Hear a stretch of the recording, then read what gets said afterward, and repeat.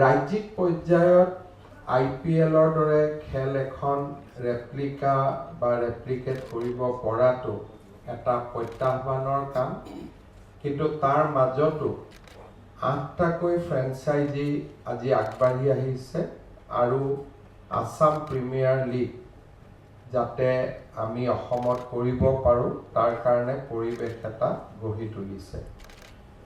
মই ফ্ৰেঞ্চাইজিসকলক ধন্যবাদ জনাইছোঁ আৰু অসম ক্ৰিকেট সংস্থাই গ্ৰহণ কৰা প্ৰত্যাহ্বানৰ বাবে তেখেতসকলকো মই ধন্যবাদ জনাইছোঁ। ইতিমধ্যে BCCIৰ ছেক্ৰেটাৰী দেৱজিৎ শইকীয়া ডাঙৰীয়াই উল্লেখ কৰিছে যে এই খেলখন ষ্টাৰ স্পৰ্টছত সম্প্ৰচাৰৰ ব্যৱস্থা কৰা হৈছে।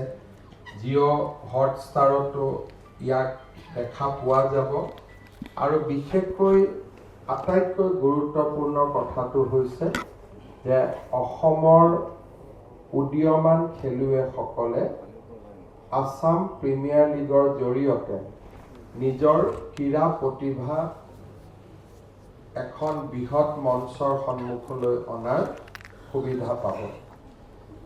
এই খেলখনৰ সুবিধা লৈ আমি নিশ্চিত যে ইয়াত বহুত যি টেলেণ্ট আজিলৈকে আইডেণ্টিফাই হোৱা নাছিল তেনেকুৱা টেলেণ্ট আমি আইডেণ্টিফাই কৰিব পাৰিম আৰু লাহে লাহে তেওঁলোকক আমি ভাৰতীয় দল বা IPLলৈকেও আমি প্ৰমোট কৰিব পাৰিম।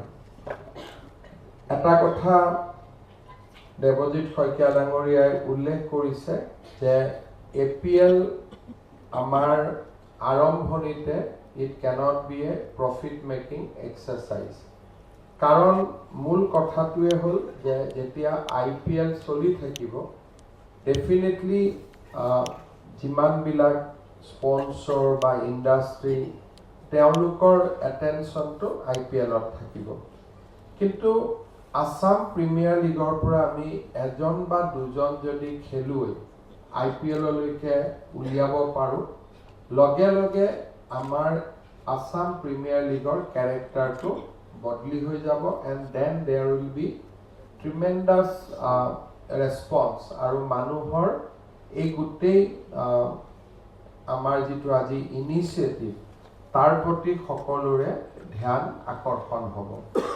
I am sure that initial period will be tough, but if we can make it collectively successful, then future will be bright. So there will be a gestation period. We have to go through that. আৰু মই ভাবোঁ যে Assam cricket সন্থায়ো সহায় কৰিব কেনেকৈ সকলোকে এটা উপযুক্ত মঞ্চ দিব পাৰি, সকলোকে কেনেকৈ সহায় কৰিব পাৰি। But this is a new experience, this is a new beginning. জাৰ্ণিটো সন্মুখত কেনেকুৱা হ'ব নবডি ন'জ, বাট এনেকুৱা ধৰণৰ প্ৰত্যাহ্বানবিলাকে ইউজুৱেলি সফল হয়।